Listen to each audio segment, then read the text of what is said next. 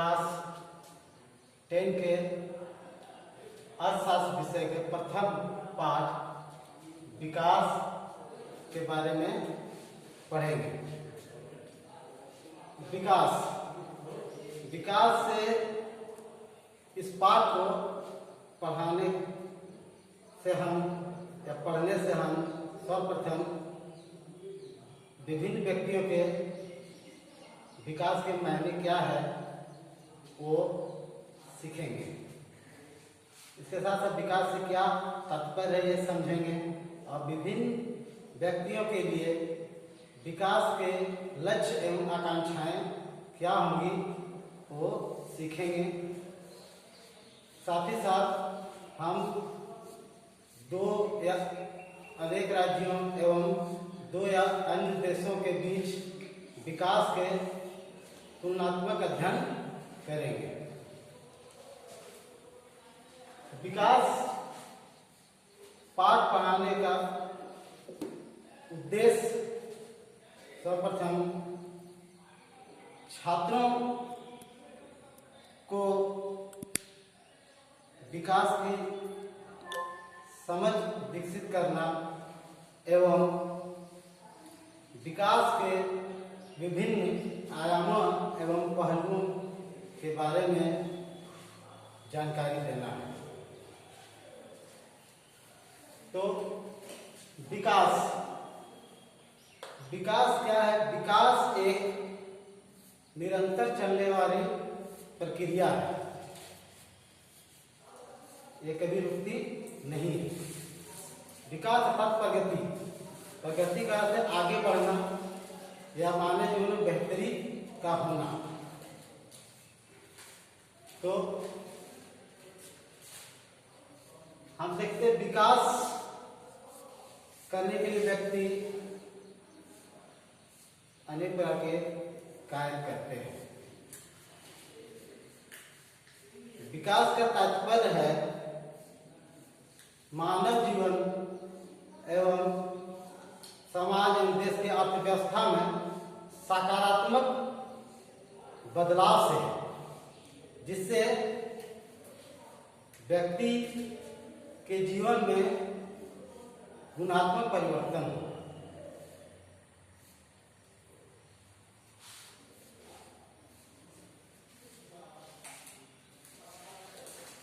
बच्चों, हम देखते हैं कि विभिन्न व्यक्तियों के लिए विकास के लक्ष्य भिन्न भिन्न होते हैं।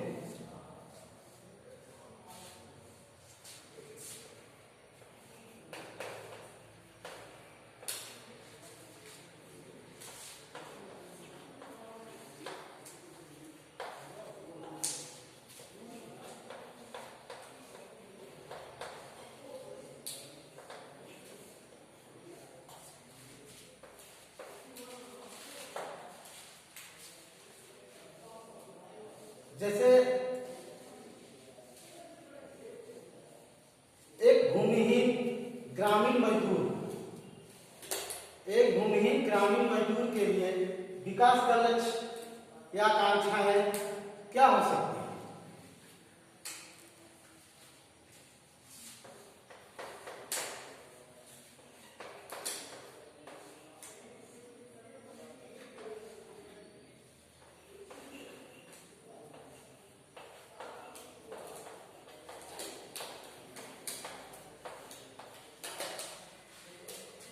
उसके विकास का लक्ष्य क्या होगा? तो ग्रामीण भूमिहीन मजदूर का विकास का लक्ष्य होगा उसे रोजगार मिलना, नियमित रोजगार का मिलना, उसकी मजदूरी का उचित मूल्य मिलना, साथ ही साथ उसके बच्चों के लिए उसके गांव में शिक्षा की बेहतर व्यवस्था हो, साथ ही साथ उसको अपने समाज में सम्मान के साथ जीने का अवसर मिले तथा वो भी अपने गांव में मुखिया बन सके।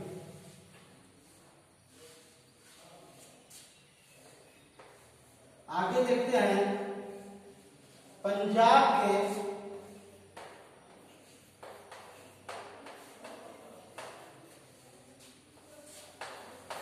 समृद्ध किसान। पंजाब के समृद्ध किसान के लिए विकास का लक्ष्य क्या है या उनकी आकांक्षाएं क्या होगी?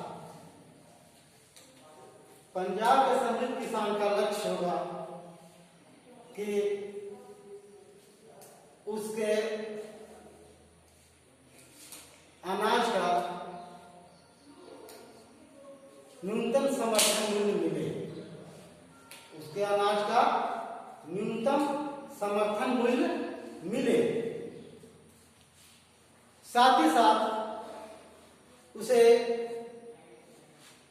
कम मजदूरी पर बेहतर कार्य करने वाले मजदूर मिले, जिससे उसकी आय में वृद्धि हो, जिससे कि वे अपने बच्चों को विदेशों में शिक्षा दिला सके। आगे हम लोग देखते हैं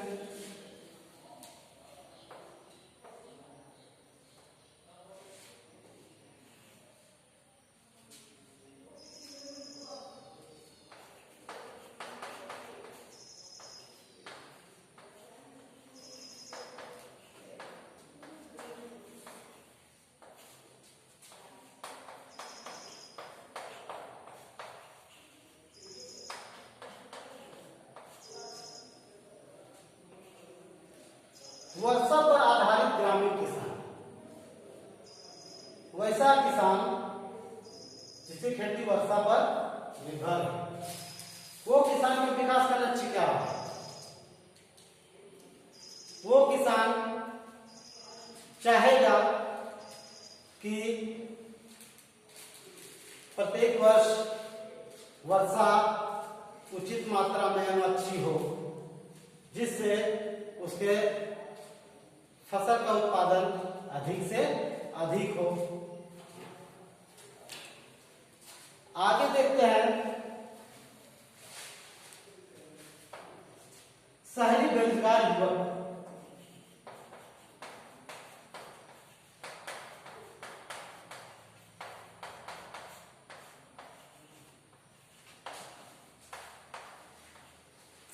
शहरी बेरोजगार युवक, शहरी बेरोजगार युवक के लिए विकास का लक्ष्य क्या हो सकता है?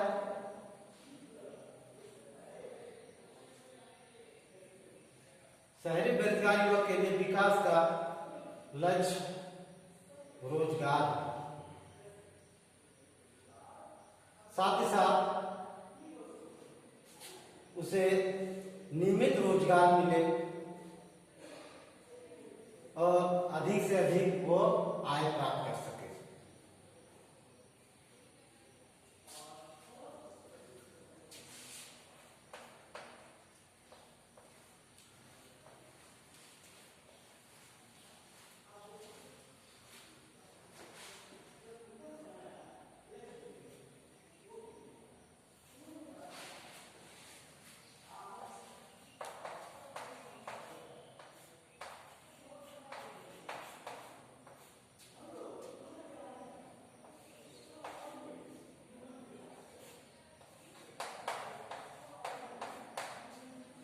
एक शहरी अमीर का बेटा, उसके विकास का लक्ष्य क्या होना चाहिए?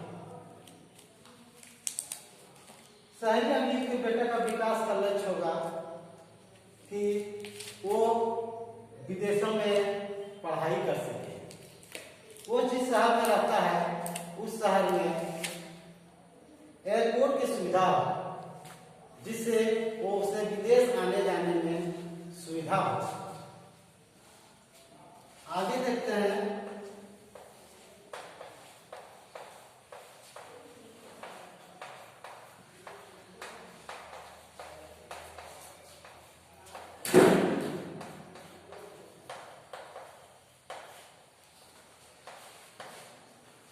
शहरी अमीर परिवार की लड़की, शहरी अमीर परिवार की लड़की का विकास का लक्ष्य क्या होगा? सर्वप्रथम वो लड़की चाहेगी कि उसे भी अपने भाई की तरह आजादी मिले, वो अपने फैसले स्वयं ले सके। साथ ही साथ वो चाहेगी कि वो अपने भाई की तरह वो भी विदेशों में पढ़ाई कर सके। आगे देखते हैं।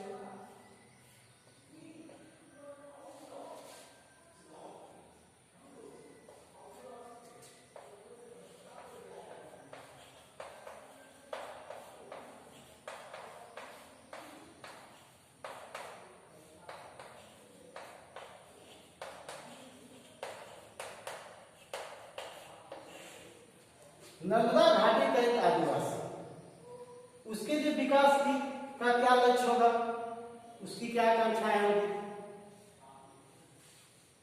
नर्मदा घाटी का आदिवासी का विकास का लक्ष्य होगा कि सर्वप्रथम उसको उसके जो सरकार के द्वारा विस्थापित किया गया है, तो उसके लिए सर्वप्रथम रहने का व्यवस्था हो। साथ ही साथ उसकी जो जमीन ली गई है उसका उसे उचित मूल्य मिले। तो इस प्रकार हम देखते हैं कि भिन्न भिन्न व्यक्तियों के लिए विकास का लक्ष्य भिन्न भिन्न है।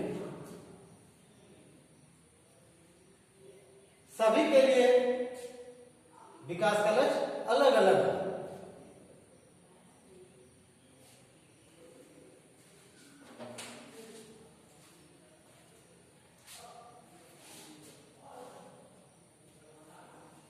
आगे हम देखते हैं कि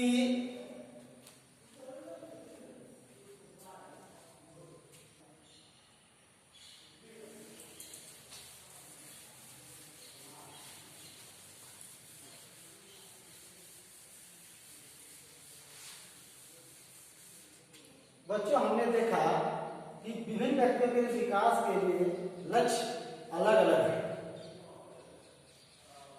तो लेकिन हमें यह भी समझना होगा कि किसी व्यक्ति के लिए विकास का लक्ष्य किसी दूसरी व्यक्ति के लिए वो विकास का लक्ष्य नहीं हो सकता है, उसके लिए वो विकास नहीं हो सकता है। जैसे उदाहरण के लिए हम देखते हैं कि शहरी समृद्ध परिवार की लड़की यदि चाहती है कि वो अपने भाई की तरफ से भी आजादी मिले, वो भी विदेशों में पढ़ाई कर सके, तो हो सकता है उसके भाई को उससे तकलीफ हो। आगे देखते हैं कि एक व्यापारी, एक कारखाना चलाने वाला मालिक चाहेगा कि उसके लिए बड़े बड़े बांध बनाए जाएं, जिससे कि उसे बिजली ससमय मिलता रहे। लेकिन नर्मदा घाटी का एक आदिवासी चाहेगा कि उस बड़े बड़े बांध ना बनाए जाए, क्योंकि बड़े बांध बनने से हो सकता है कि जमीन जलमग्न हो जाए, जिससे उन्हें विस्थापित होना पड़े। तो इस प्रकार देखते हैं कि जहां एक व्यक्ति के लिए विकास का लक्ष्य दूसरे व्यक्ति के लिए वो विकास का लक्ष्य नहीं हो सकता है, उसके लिए शायद विनाशकारी भी हो सकता है।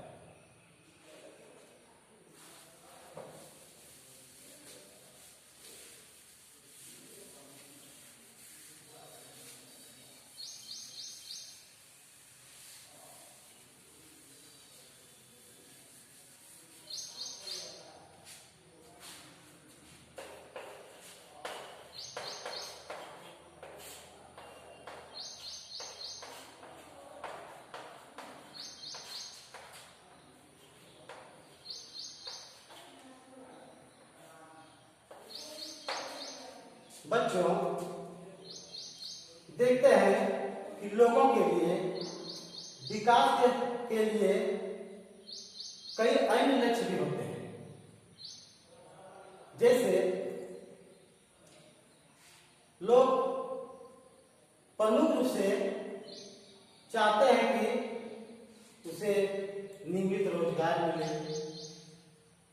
उसकी मजदूरी का अधिक से अधिक वेतन मिले, उसके अनाज का अधिक समर्थन मूल्य प्राप्त हो। तो इस प्रकार देखते हैं कि अधिकतर व्यक्ति का लक्ष्य अपनी आय में वृद्धि करना होता है, आय में वृद्धि करना होता है।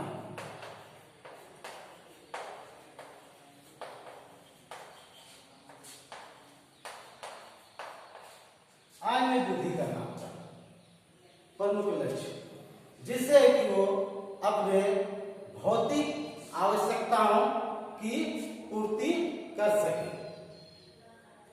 लेकिन आय में वृद्धि के अतिरिक्त मानव के लिए अन्य चीजें भी महत्वपूर्ण होती हैं, जैसे स्वतंत्रता, उसके परिवार की सुरक्षा, बेहतर वातावरण, बेहतर स्वास्थ्य सुविधाएं, उसके साथ उचित व्यवहार, समाज में समानता। हर व्यक्ति चाहता है कि समाज उसके साथ उचित व्यवहार करे। जैसे आप देखोगे कि यदि आपके सहपाठी आपके साथ उचित व्यवहार नहीं करता है तो आपको तकलीफ होगी। तो आय में वृद्धि के अतिरिक्त व्यक्ति को ये चीजें भी बहुत महत्वपूर्ण होती हैं। कभी कभी तो आय से ज्यादा अन्य चीजें महत्वपूर्ण हो जाती है।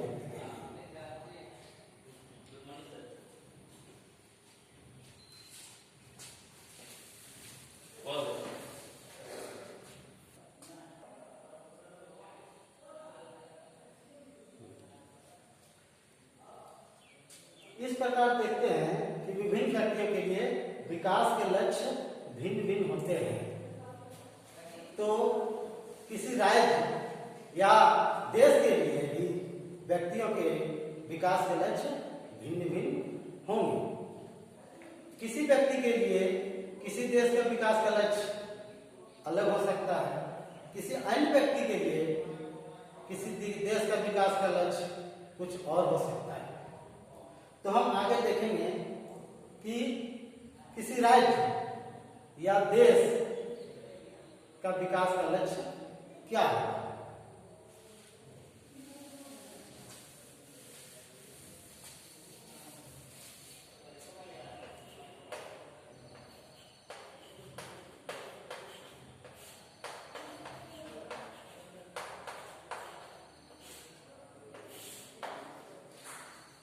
राष्ट्रीय विकास मतलब राष्ट्र का विकास का लक्ष्य क्या होना चाहिए।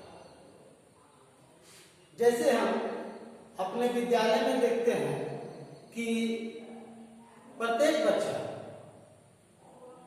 अलग अलग होता है। कोई पढ़ने में अधिक कुशल होते हैं, कोई खेलने में अधिक कुशल होते हैं, किसी की रुचि विद्यालय के साफ सफाई में अधिक होती है, कोई बच्चा पढ़ने में थोड़ा कमजोर होता है। यदि उन सभी बच्चों का समग्र रूप से मूल्यांकन करेंगे तो उसके लिए किन किन लक्ष्यों को लेंगे, तो हम देखते हैं कि उनके लिए सबसे महत्वपूर्ण क्या है। हम किस चीज का वर्गीकरण कर रहे हैं। जैसे स्पोर्ट्स टीम बना रहे हैं या पिकनिक में जाने के लिए टीम बना रहे हैं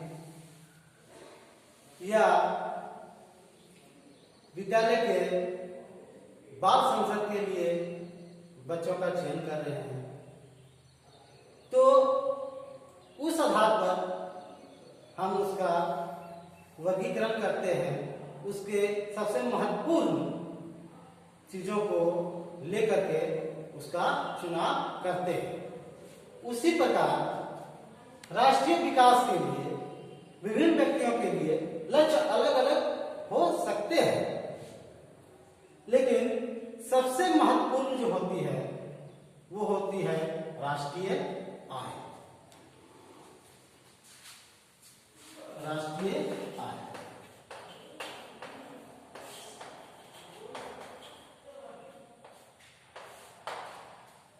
राष्ट्रीय आय क्या है?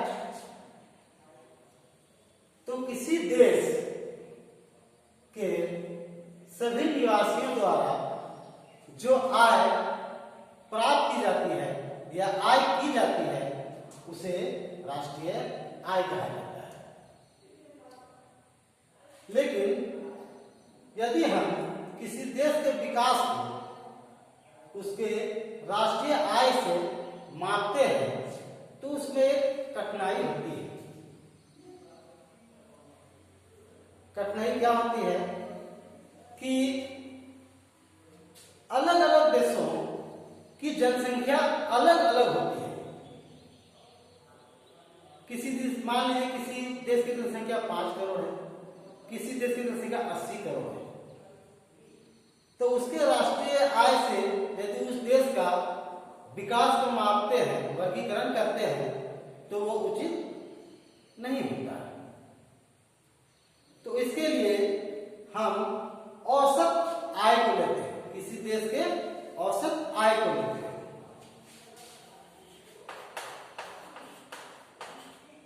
औसत आय, किसी देश का औसत आय क्या है? उस देश के निवासियों द्वारा जो आय अर्जित की जाती है उसे उस देश की कुल जनसंख्या से भाग देने पर हमें औसत, उस देश की औसत आय प्राप्त होती है।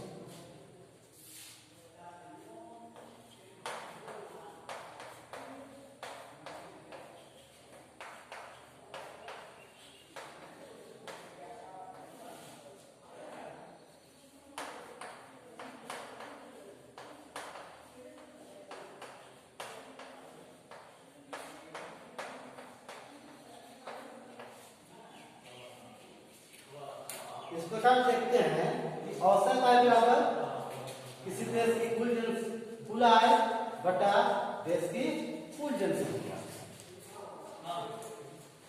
हम औसत आय को प्रति व्यक्ति आय भी कहते हैं। औसत आय को प्रति व्यक्ति आय भी कहते हैं। तो प्रति व्यक्ति आय के द्वारा किसी देश के विकास का वर्गीकरण कर सकते हैं।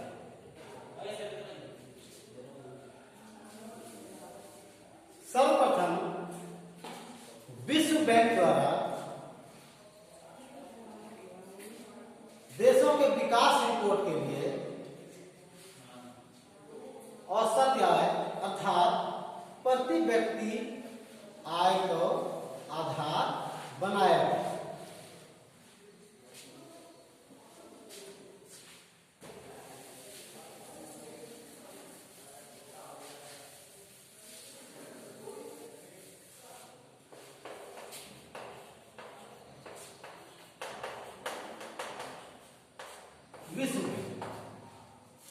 विश्व बैंक एक अंतर्राष्ट्रीय संस्था है। इसकी स्थापना सन 1945 ईस्वी में की गई। इसका मुख्यालय वाशिंगटन डीसी में अवस्थित है, जो यूएसए अर्थात अमेरिका का एक शहर है। तो विश्व बैंक का देश विकास रिपोर्ट जो जारी किया गया या वर्गीकरण किया जाता है देशों का विकास का, उसका मुख्य आधार जो है वो प्रति व्यक्ति आय तथा औसत आय है। प्रति व्यक्ति आय। विश्व बैंक द्वारा 2016 के आधार पर यदि किसी देश का प्रति व्यक्ति आय 12,236 यूएस डॉलर प्रति वर्ष है तो उस देश को समृद्ध देश माना जाता है।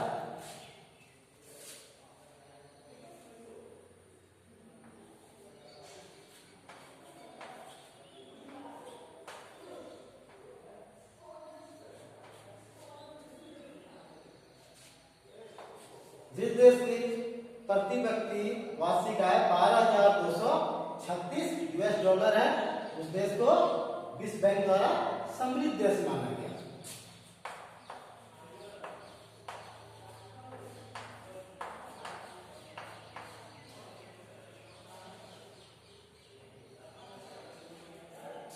वैसा देश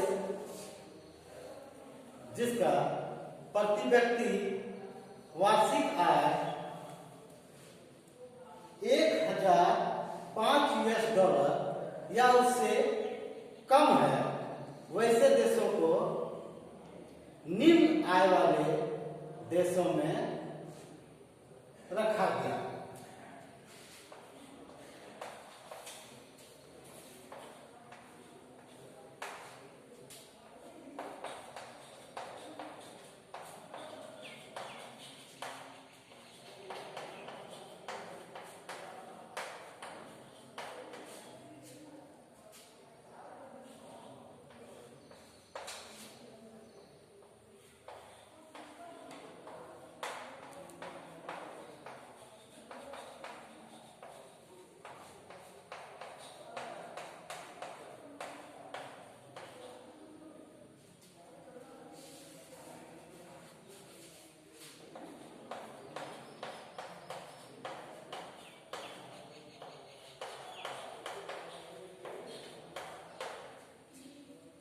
वैसे देश जिसकी प्रति व्यक्ति वार्षिक आय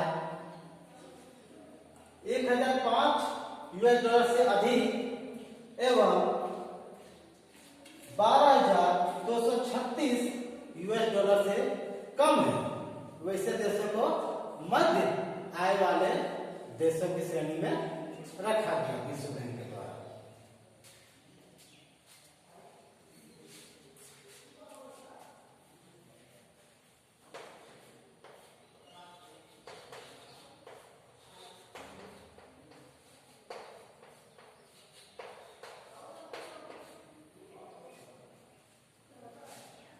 इस आधार पर देखते हैं तो विश्व बैंक ने विश्व के सभी देशों को वर्गीकरण करने में प्रति व्यक्ति आय को मुख्य रूप से आधार बनाया और देशों को 3 भागों में बांटा। पहला समृद्ध देश, दूसरा निम्न आय वाले देश और तीसरा मध्य आय वाले देश, उसके प्रति व्यक्ति आय के आधार पर।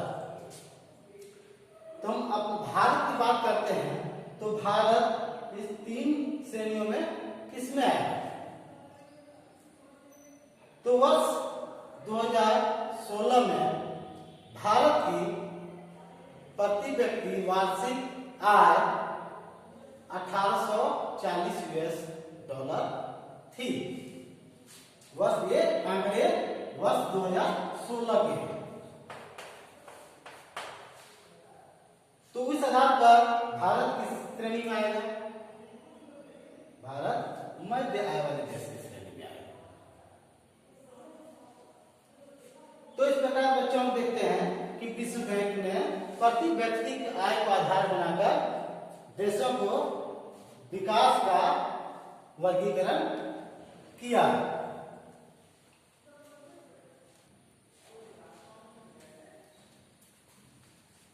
बच्चों यद्यपि हम देखते हैं विश्व बैंक द्वारा प्रति व्यक्ति आय के आधार पर देशों का वर्गीकरण 3 भागों में किया गया, 3 श्रेणियों में बांटा गया। लेकिन क्या प्रति व्यक्ति आय ही विकास का एक सूचक है या उसको पूर्ण हम मान सकते हैं?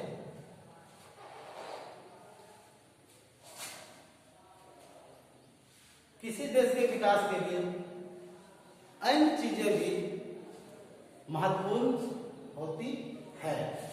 सिर्फ प्रति व्यक्ति आय को से यदि हम उस देश के विकास को मापते हैं तो ये पर्याप्त नहीं होता है।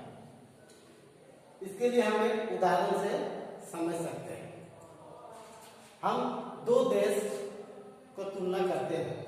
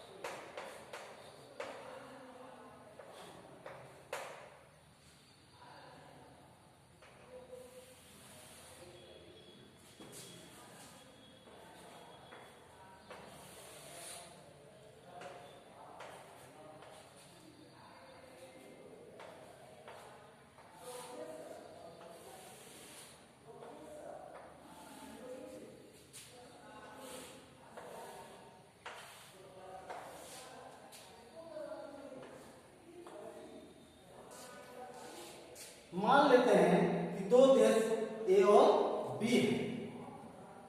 दोनों देश में 5 निवासी हैं, 1 2 3 4 5। पहले देश में देश ए का प्रथम निवासी का आय 10,500, दूसरे का 9,500, तीसरे का 10,200, चौथे का 10,000 और पांचवें का 9,800।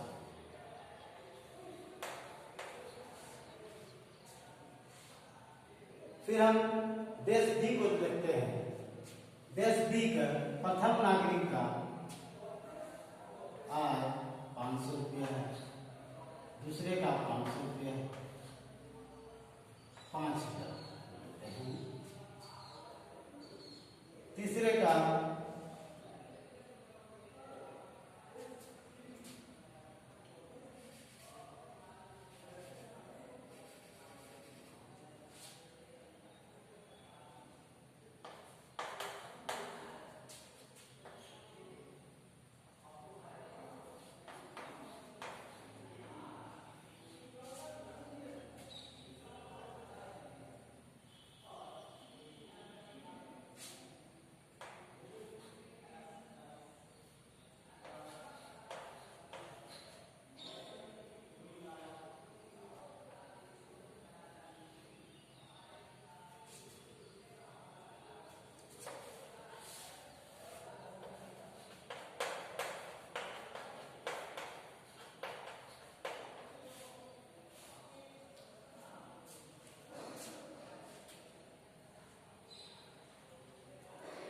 यदि देश ए के सभी व्यक्तियों का औसत या प्रति व्यक्ति आय निकालते हैं तो वो कितना आएगा? कुल आय को उसकी जनसंख्या से भाग देंगे। कुल आय कितनी होती है? तो हम देखते हैं कि देश ए की 5 निवासी की कुल आय 50,000 रुपया होती है। 50,000 की जनसंख्या कितनी है? 5 है। 5 से भाग देते हैं तो 10,000 आता है औसत है। देश बी में पांचों व्यक्ति की कुल आय वार्षिक आय 50,000 होता है। इसे इसकी कुल जनसंख्या 5 से भाग देते हैं तो इसकी वार्षिक औसत आय 10,000 रुपये आता है।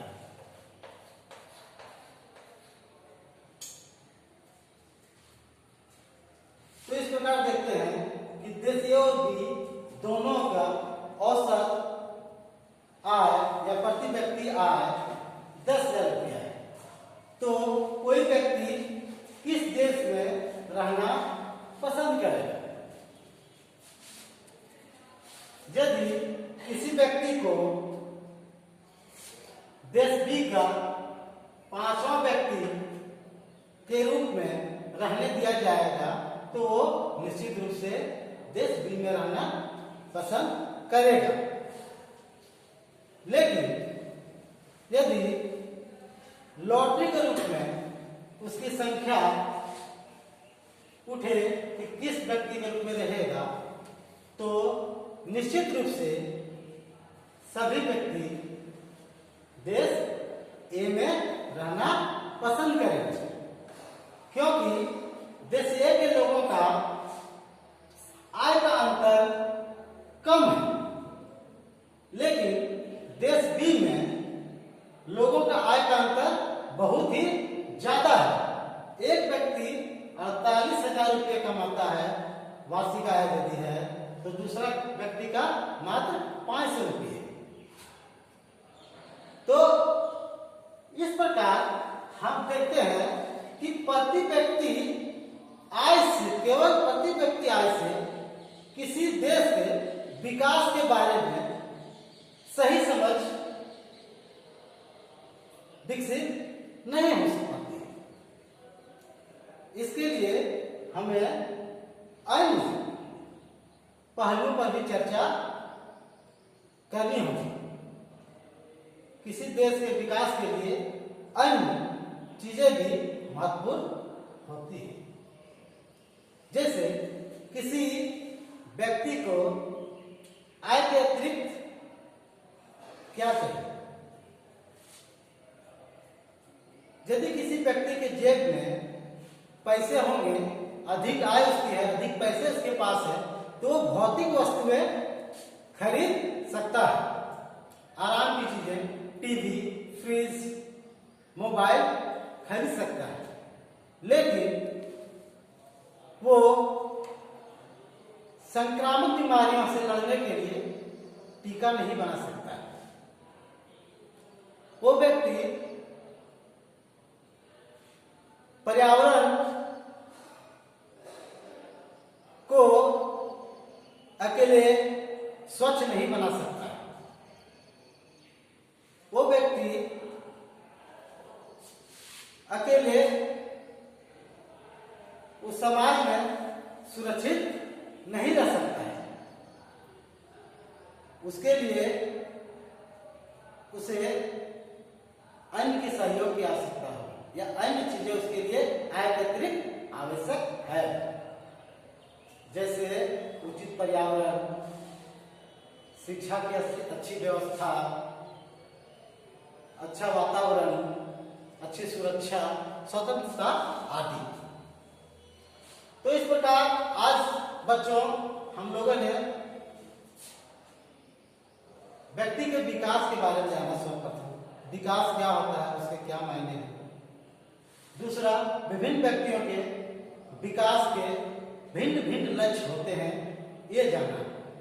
इसके साथ ही साथ हम लोगों ने राष्ट्रीय विकास के बारे में जाना कि किसी देश का विकास को कैसे मापा जाता है, तुलना कैसे किया जाता है और राष्ट्रीय विकास के लिए क्या आधार माना जाता है। तो विश्व बैंक के द्वारा राष्ट्रीय विकास को मापने के लिए औसत या अथवा न्यूनतम समर्थन मूल्य को अपनाया गया, लेकिन इसमें भी कुछ सीमाएं या कमियां हैं जिसे आगे ठीक करने का प्रयास किया गया। आगे हम लोग अगले सत्र में हम इसके बारे में जानेंगे। बच्चों, अब आज के पाठ से संबंधित कुछ प्रश्न मैं आप लोगों से पूछना चाहूंगा, जिसका उत्तर आप ढूंढने का प्रयास करें और उसे लिखने का प्रयास करें। जैसे पहला प्रश्न है कि एक ग्रामीण विद्यार्थी के लिए विकास का लक्ष्य क्या होना चाहिए। दूसरा, एक डॉक्टर के लिए विकास का लक्ष्य क्या होगा। तीसरा प्रश्न, विश्व बैंक की स्थापना कब हुई। अगला प्रश्न है कि विश्व बैंक द्वारा राष्ट्रीय के विकास, किसी देश के विकास के लिए क्या आधार माना गया है। और सबसे अंतिम प्रश्न बच्चों आप लोग के लिए है कि हमारे लिए विकास का क्या तात्पर्य है। आज बच्चों, आज के सत्र में बस इतना ही। अगले सत्र में हम लोग इससे आगे की शुरुआत करेंगे।